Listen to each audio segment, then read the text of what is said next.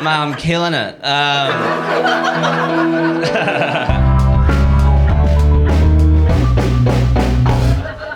I'm not saying I don't love my children. All I'm saying is I wish I never had them. I'm just joking. I'm just saying, you know what's happened with having kids is it's changed my whole life. It's like the responsibility is so heavy. Like my wife and I, we used to tell each other our fantasies before having kids. And mate, before we had kids, our fantasies, they were exciting. They were hot and heavy. They were sensual. After having kids, it's like we're different people. I'm not even joking. My wife told me her fantasy after having kids. My wife's fantasy after having kids is to get hit by a car.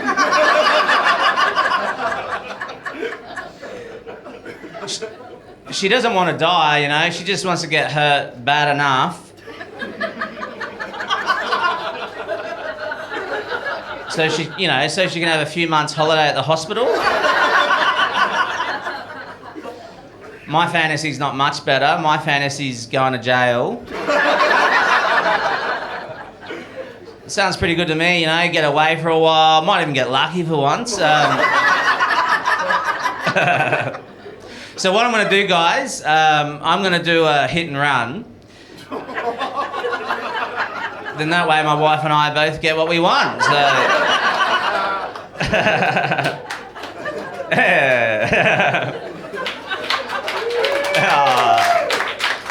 Thank you. Having kids is great, you know. When you have a baby for the first time, I remember when we had our first baby, we went to the hospital. Everyone wants to give you good advice. They say stuff like, oh, childbirth, it's magical. Newsflash, it's not. Mate, it's traumatic.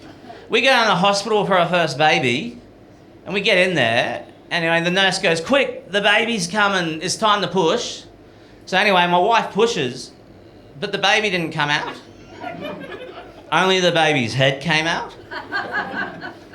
So, you know, like my wife's looking at me, and my newborn baby's looking at me, but they're both in the same body. The nurse goes, oh, isn't it beautiful? I go,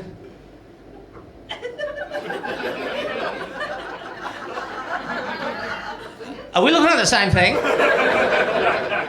I said, it's got two friggin' heads. I said, I'm not taking that home.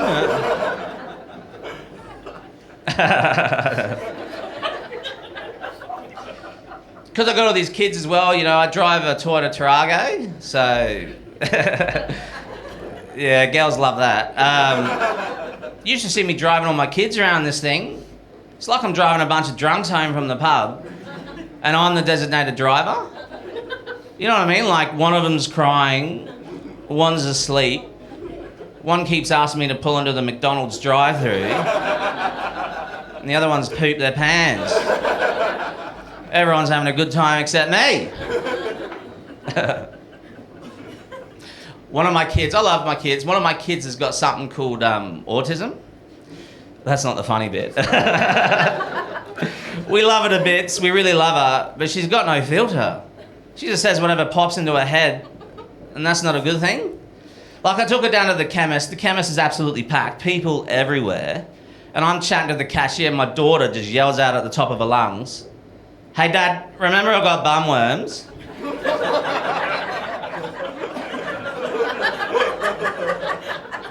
Don't tell anyone though. I go, shh.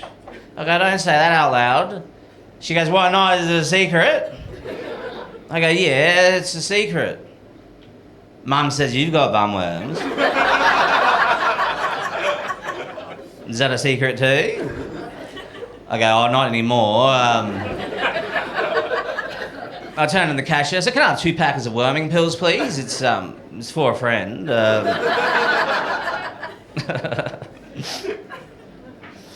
I actually celebrated 19 years of marriage recently. So, Thank you. It's a long time. It's gross, isn't it? It's too long. 19 years, married. It's strange, after all these years of marriage, my wife, she's still shy. Like, whenever we snuggle, she always asks to have the lights down. And I said, honey, why do you need to have the lights down? And she goes, oh, sweetie, the truth is I just get so embarrassed and insecure because of all the body imperfections and cellulite. It's just easier, for me if the lights are down. I go, honey, you got nothing to be embarrassed about. You got an excellent body. She goes, yeah, I know I do. I'm talking about you.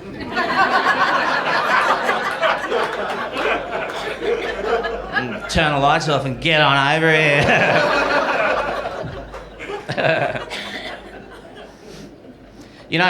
For our anniversary, I had to buy my wife a present, and I bought her, I said, what do you want? Just tell me what you want, and I'll get that. That way you get exactly what you want.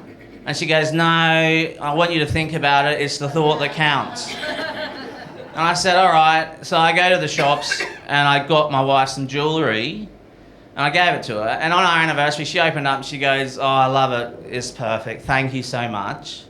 Did you keep the receipt? Which we all know is code from taken aback. I said, why didn't you just tell me what you want and you wouldn't have to take it back? This is what I'm talking about. And she goes, no, it's the thought that counts. I said, I don't think it is the thought that counts, because you took my thoughts and returned them to the shops. Then you exchanged my thought for your thought. I think it's just your thought that counts.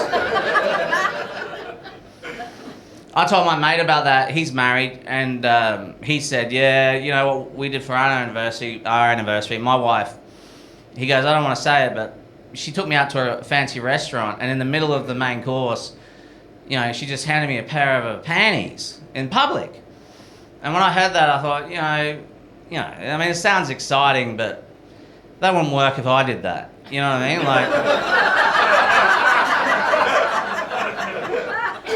Like if I took my wife out to a fancy restaurant in the middle of the main course, just handed her a pair of my dirty undies,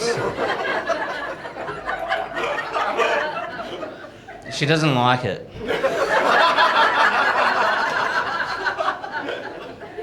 She goes, well, is this a bed sheet or something? I go, no, that's my undies. Happy anniversary. Remember, it's the thought that counts, so...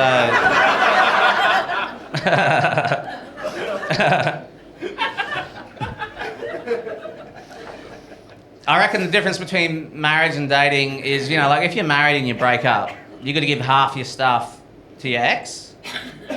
And, that wouldn't work for me. My wife, she doesn't own anything. All she owns is the kids. I don't want them. But in marriage, I try to learn about love, and, this is what I think about love, with men. Like, if you get in an argument with a man, don't try to insult him. Don't call him names. Just tell him you love him. We don't know what the heck to do with that. Like, if you get into an argument with someone, a road rage incident, and a bloke gets out and goes, oh, what did you say? Just go, oh, I said I love you. And then he'll go, yep, no worries, but hang on.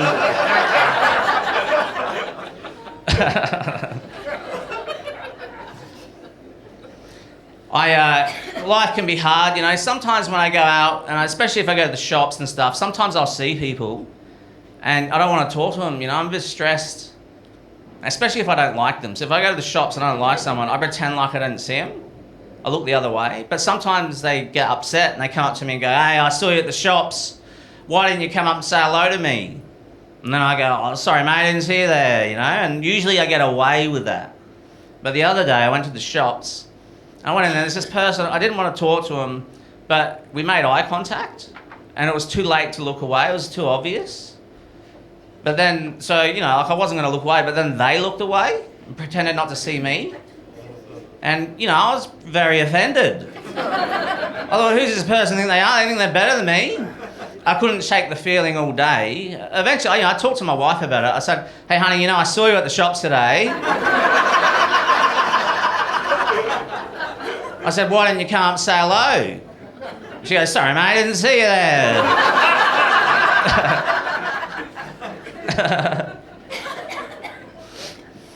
People ask me about mother-in-laws. I'm very lucky, you know, I've got a lovely mother-in-law. But there is a universal law when it comes to mother-in-laws. You need your mother-in-law because they help a lot and they babysit.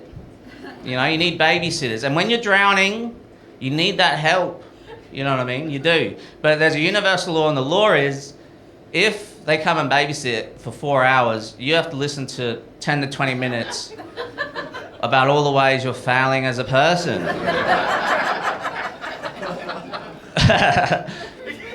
But when you're drowning, you'll take that bet. Like, imagine you're drowning in a river and you're like, help me, I'm drowning. And then out of the bushes, a homeless man in his undies came running out. And he goes, quick, grab my nipples. You're going to go, hey, is there a branch or something? And he's going to go, there's no time, grab on. And he's got long ones, you know, so... You're going to grab that nipple. That nipple is my mother-in-law's babysitting. What I'm trying to say is, I'll grab anyone's nipples if it means I'll take my kids for a few hours. So.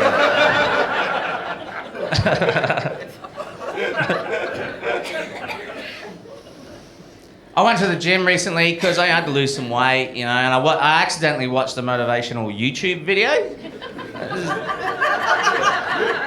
And that's dangerous for someone like me. I get into the gym, you know, I'm all hyped up, and on the walls it has all motivational stuff. It says stuff like limitless and push yourself. So I get on the weighted squat machine and I ended up hurting myself.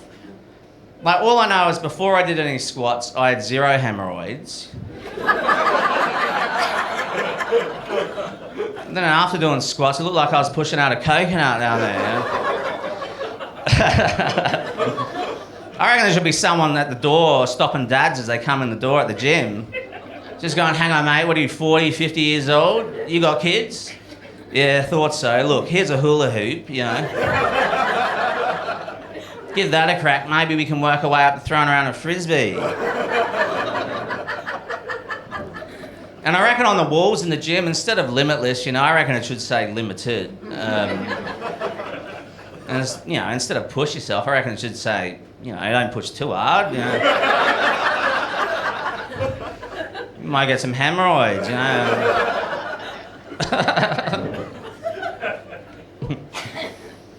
I took my kids recently down to Australia Zoo and we got to hold the koalas, and that was lovely.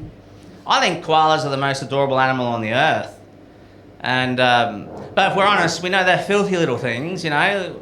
Koalas, they get chlamydia, that's yuck. I didn't know that.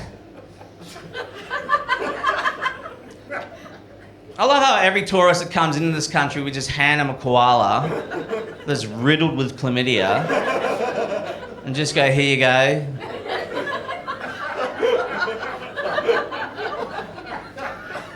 Touch it. Yeah.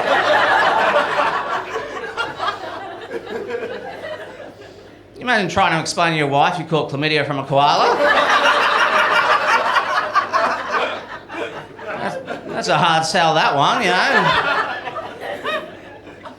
I used to go to Australia Zoo when I was a boy. I lived around those ways, you know, and it was great. I remember before he was famous, I'd see him and he'd be jumping in the pens with the crocodiles. Back then, it's like he was the same, and the crocodiles would go nuts every time he jumped in the pen, trying to get him.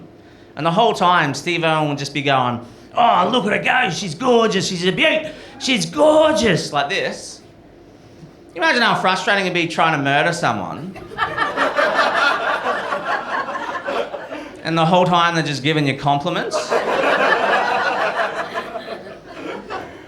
Yeah, well, Steve, that's what he used to do.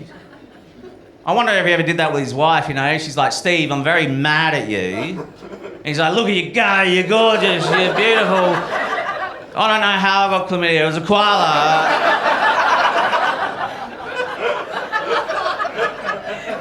I hold them all the time.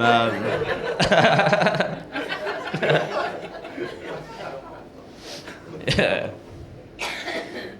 Yeah, I also went to America a little while ago and we saw a bear. That was wild. It wasn't far from the campsite. We saw this bear. It came out and I was quite afraid. My American mate came out. He goes, "Whatever you do, don't show any fear. The bears can sense fear." I go, "That's going to be a problem." He goes, "Why is that?" I said, "Because I've just wet my pants. Also, I can't stop crying."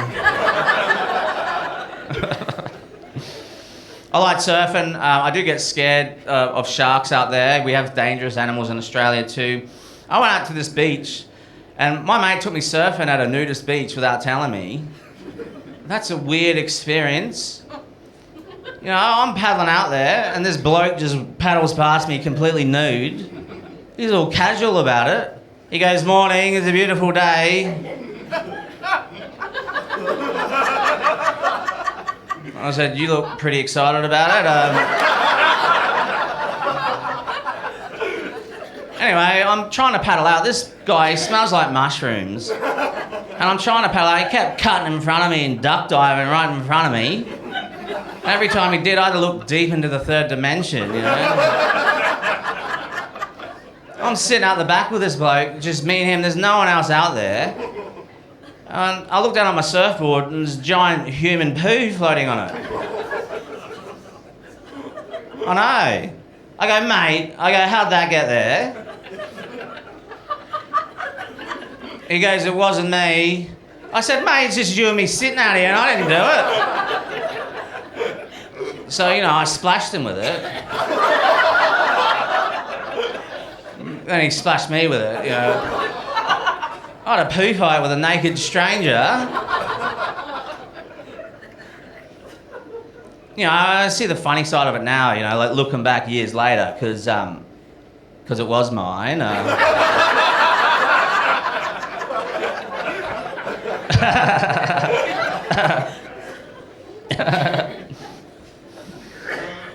When I was young, you know, it's hard being a kid, you know, I'm watching my kids get older, you know, dating, starting to think about that stuff, you know.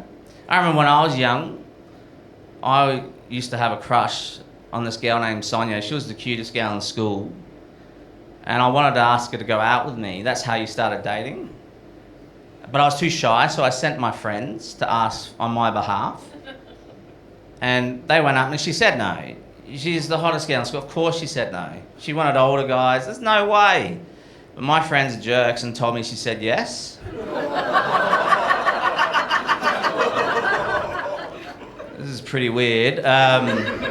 Should have seen the conversations I was having with her. I went up to her at lunchtime. I go, "Hey, I'll pick you up for the dance tonight." And she goes, "No thanks, my dad's taking me." I said, "All right, well you pick me up then, you know." And then I just walked off like a weirdo. Anyway, that night her dad did pick me up. But she wasn't in the car.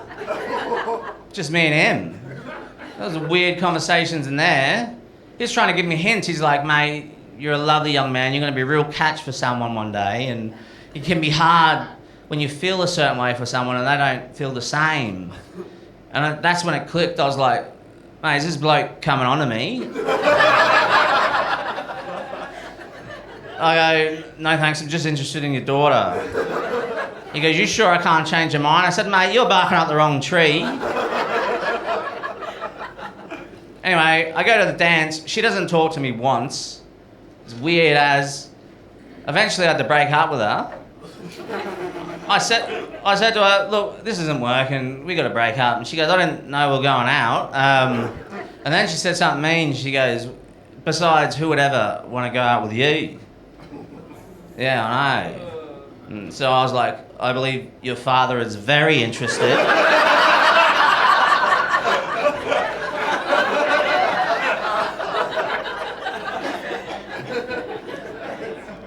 That's love.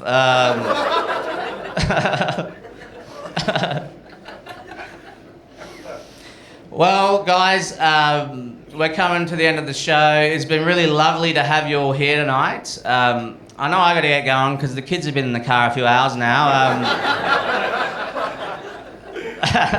But thank you so much for coming out and supporting comedy and having a good night with us. I got to get going. I'll see you later. My name's Richie. Bye.